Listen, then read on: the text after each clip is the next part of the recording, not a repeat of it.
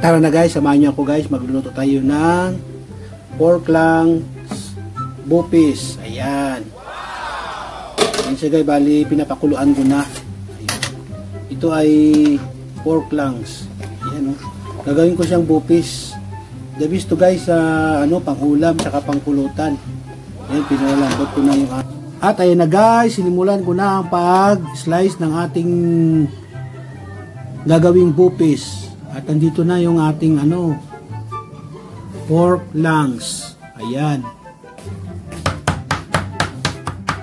Pwede siya guys, ganyan-ganyan lang guys ang pag-slice. Pagpagod na yung kamay nyo sa ka-slice, pwede naman siyang ganito rin. Isa-isahin mo, ganyanin mo muna. Oh. Ayan. Ayan, para magpantay yung sukat. Ayan, yan lang kasimple. O, malapit na ako matapos. Oh.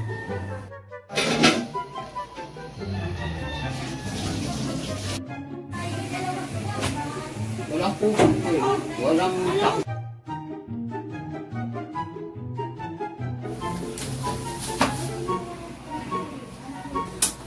Oh, ayan na. Magsimula na tayo pag-isa para maluto natin yung buto. Para natin yung bawang. Yung sibuyas. At isunod na natin yung karne na gawin natin bupis, yung ating pork langs. Ayan, nilagay ko na. Marami ito. At siyempre, ilagay natin ating ginger, yung ating luya. Ayan, lagay na natin dyan. Mix na natin.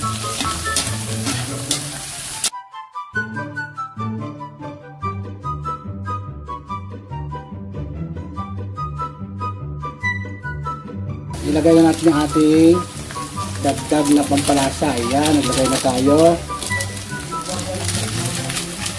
Hindi na muna ako naglagay ng asin.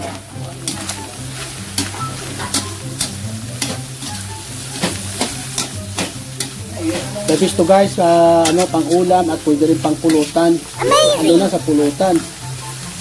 Ilagay na natin yung ating black sauce, yung ating toyo. Lagay na natin dyan. I-mix natin uli. Mix natin. At huwag na po tayo maglagay ng tubig. Kasi yung ating pork langs na yan, baga ng baboy, ilaga na natin yan. So, konti na lang ang ating pagluto niyan kasi malambot na yan.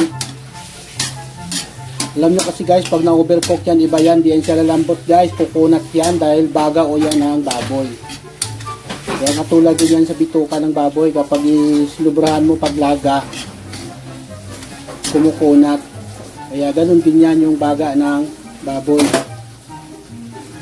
Siyempre dahil na-mix na natin dyan yung mga ibang ingredients, siyempre takpan na natin yan. At hintayin natin na kumulo. Makuluan yung ating baga. At ayun na guys, check natin guys. Ayan, hop, silaw pa. Ilagay na natin yung ating mga karagdagang ingredients. Guys, ilagay natin ang pamintang durog. Ilagay natin yung pamintang buo. At siyempre yung ating pamintang dahon. Kailangan guys, marami yan siyang ingredients guys. Yung mga spicy kasi alam naman ninyo yung baga. Pagkaalanganin ka sa ingredients dyan, malangsa po yan pag naluto. Kaya kailangan kumpletuhin mo talaga yung ingredients mo dyan. Katulad yun ng mga spicy dyan. Lagay mo. Ayan, dahil nailagay na natin yung ating mga spices ingredients. Nandiyan na. Hintayin pa natin uli ang pasunod pa na pagkulo.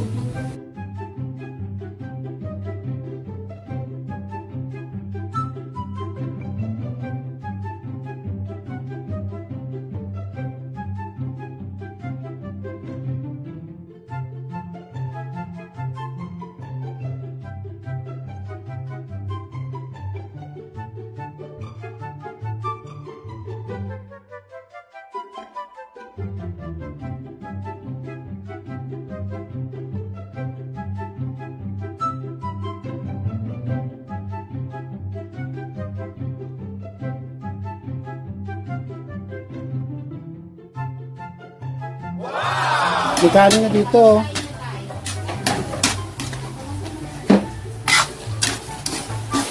Ito